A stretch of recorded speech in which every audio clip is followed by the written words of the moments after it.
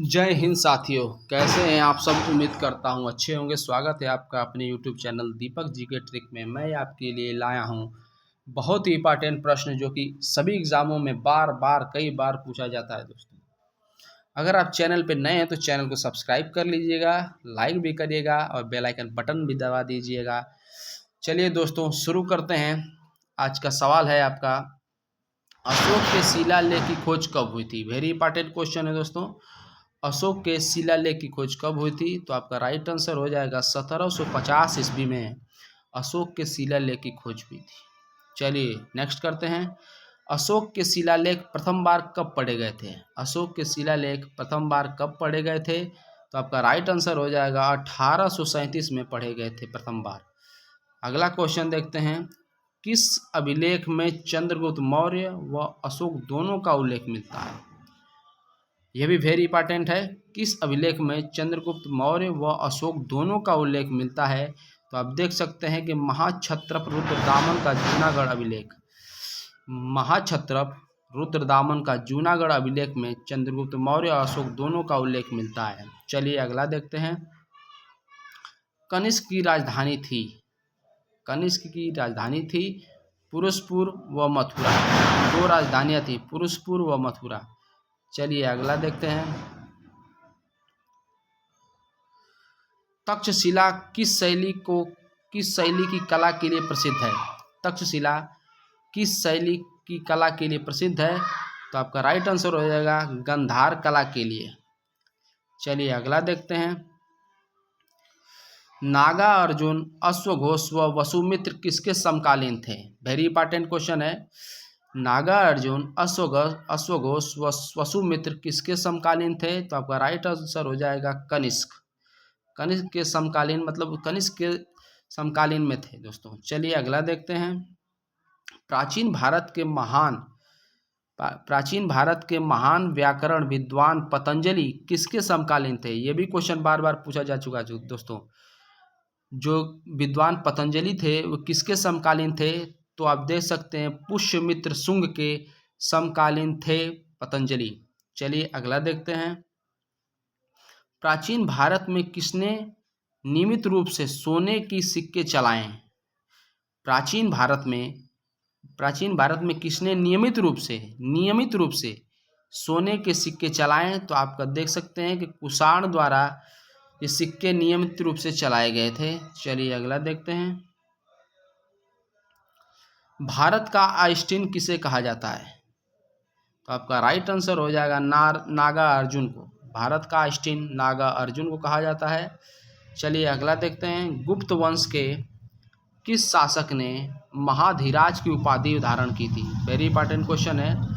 गुप्त वंश के किस शासक ने महाधीराज की उपाधि धारण की थी, तो आप देख सकते हैं चंद्रगुप्त प्रथम ने महाधीराज की उपाधि धारण की थी। चलिए अगला देखते हैं। आर्यभट्ट किस वंश के समकालीन थे। आर्यभट्ट किस वंश के समकालीन थे, तो आपका राइट आंसर हो जाएगा गुप्त वंश। चलिए अगला देखते हैं। गुप्त शासकों की राजदरबारी भाषा क्या थी।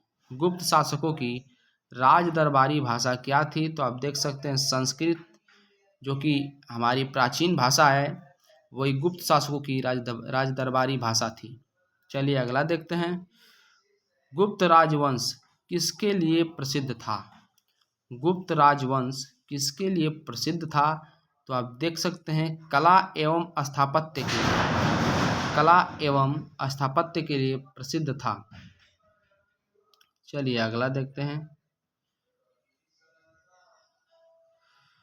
भारतीय संस्कृति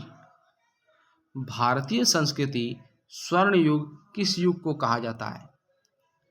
भारतीय संस्कृति स्वर्ण युग किस युग को कहा जाता है, तो आपका राइट आंसर हो जाएगा गुप्त युग को। चलिए अगला देखते हैं। गुप्त काल के सबसे लोकप्रिय देवता कौन थे। वेरी इंपॉर्टेंट, कई बार पूछा जा चुका है दोस्तों। गुप्त काल के सबसे लोकप्रिय देवता कौन थे, तो आपका राइट आंसर हो जाएगा विष्णु। अगला देखते हैं। फाहियान द्वारा लिखित फो कुओं की में किसका वर्णन मिलता है। फो कुओं की ये पुस्तक है दोस्तों, याद कर लीजिएगा इसे। किसने लिखा है।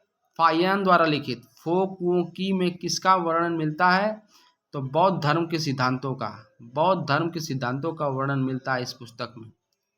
चलिए अगला देखते हैं।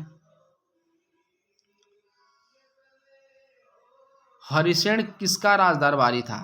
हरिसेन किसका राज दरबारी था? समुद्रगुप्त का। गुप्त काल में सोने की मुद्रा को क्या कहा जाता था? गुप्त काल में सोने की मुद्रा को क्या कहा जाता था? तो आप देख सकते हैं दिनार।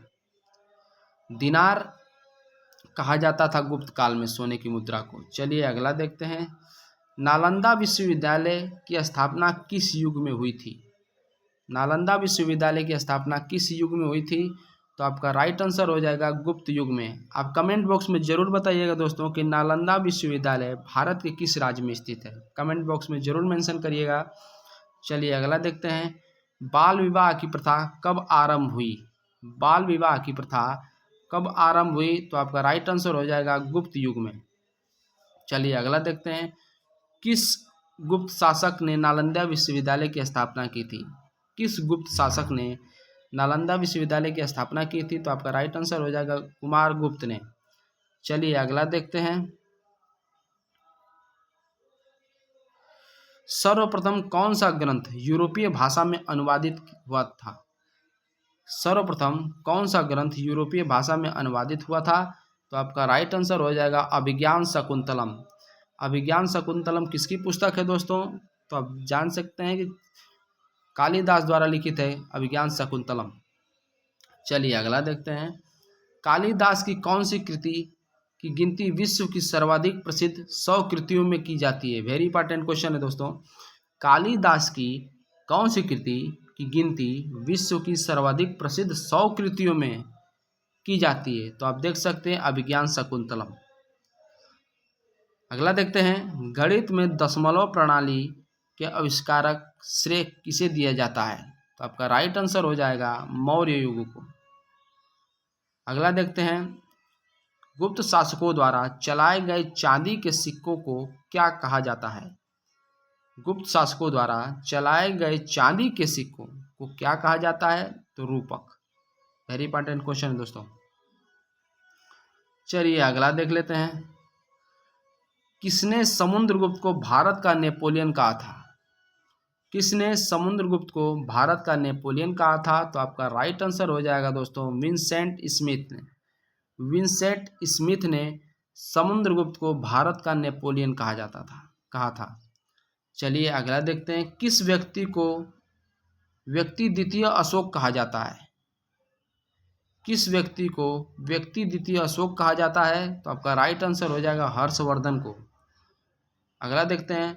हर्षचरित्र के लेखक कौन थे? हर्षचरित्र के लेखक कौन थे? तो आप देख सकते हैं बाणभट्ट।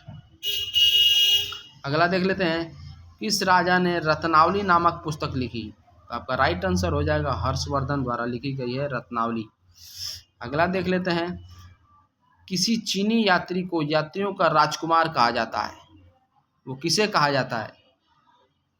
किसी चीनी यात्री को यात्रियों का राजकुमार कहा जाता है तो हेन स्वांग को यात्रियों का राजकुमार कहा जाता है।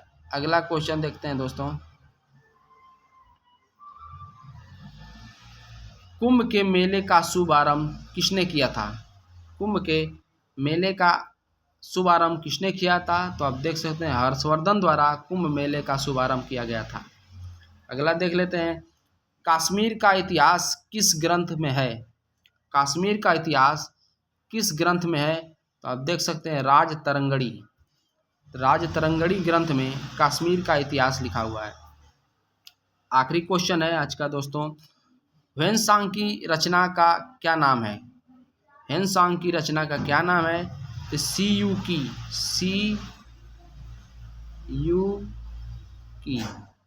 ह्वेनसांग द्वारा रचित CU की। चलिए दोस्तों धन्यवाद।